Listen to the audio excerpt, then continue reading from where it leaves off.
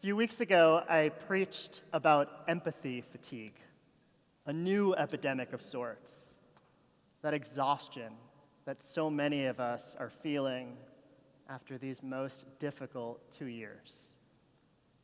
You remember, right? That whole thing with helping your enemy's donkey?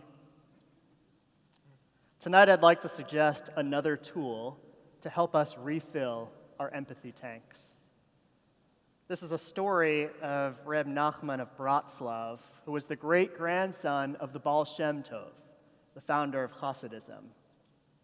It's grown some, as legends do, since the days of Reb Nachman, but the message is his.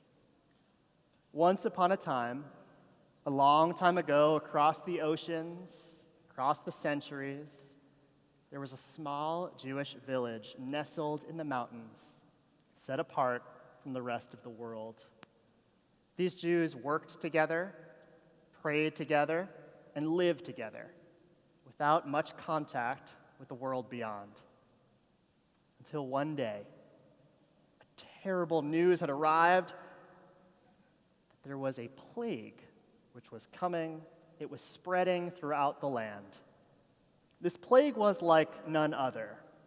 It swept through cities, and none could escape its grasp. The symptoms weren't deadly, but they were tragic. This was a plague of forgetfulness. The loss of one's memory at first didn't seem so bad. No one would die.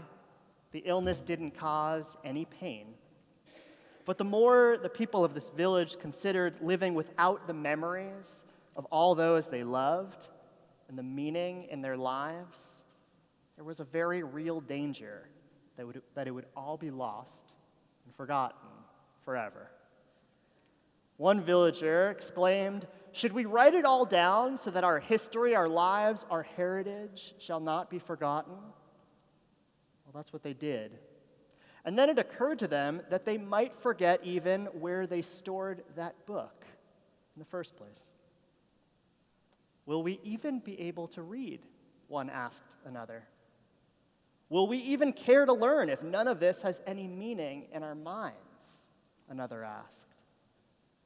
"Why would we wish to remember our past if it has no connection to our hearts and to our lives?" Finally, it was decided that each member of the community would inscribe a single word on their forehead. So the first thing anyone would see when meeting another was this clear reminder of the world they had once known. The mayor of the town chose the word Adonai, the four-letter name for God, which adorns every single Torah portion, and it's also the word carved at the entranceway to the sanctuary. The youngest child chose just the letters Aleph and Bet. The oldest grandmother chose the word Torah. Each individual chose a word that was most meaningful to them.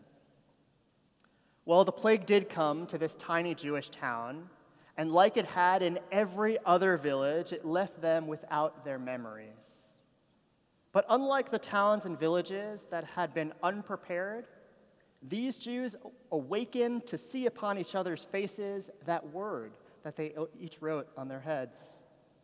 Their wonder at what these words might mean led them to the doorway of the synagogue, which bore the name Adonai, just like the man who was once mayor.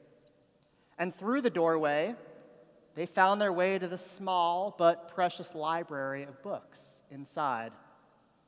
From the Aleph Bet, written on the smallest child's forehead, they were reminded of their ancient language.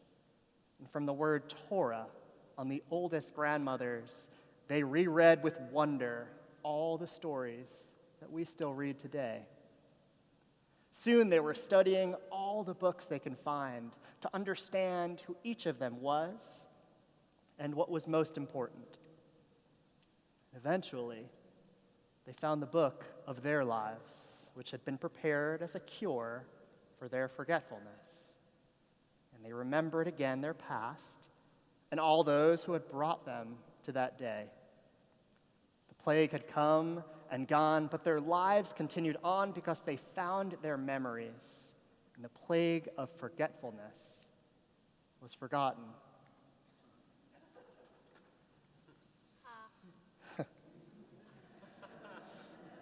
I've never had such a reaction to a story.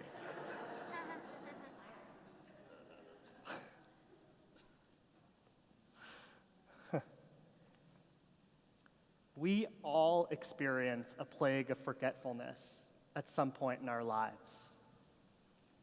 For me, it might be in a dark winter afternoon, sitting alone in my house. I forget what it feels like to celebrate with others, to experience joy. But when I look at my friend's face, the word I remember is laughter, and life seems more doable after remembering how to laugh. And when I look at the face of the person I married, the word I remember is love. And I feel like I'm overflowing because I've found the person that I will share the rest of my life with. And when I look into the faces of my father and my mother, my mom is here, I remember the word wisdom. And I feel so lucky for all they have taught me and the chance I have to discover and learn for myself. Just like the villagers in the Ba'al Shem Tov story, this place where we sit right now, this is the cure, plague of forgetfulness. When you look around and you see the words of Torah visibly written on the walls and invisibly written on the faces of your friends and your family, on everybody who makes up this community. You see, for the people in the story, it wasn't any single word or the synagogue or even the book that helped them endure that plague.